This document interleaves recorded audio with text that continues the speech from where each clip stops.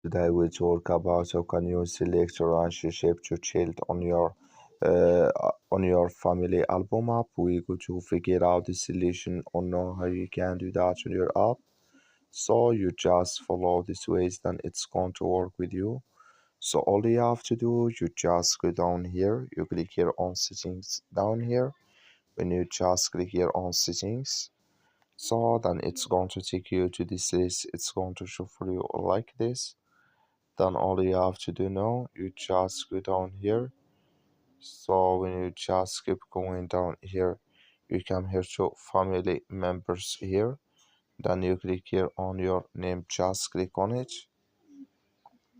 So then you come to next step, it's going to show for you like this. Then you come here to relationship to child here.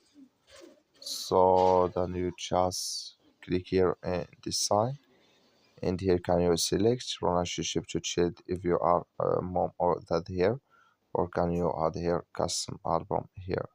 So then you click here on OK when you select your relationship with your with child. That's all you have to do. Thank you for watching. Don't forget to support us by like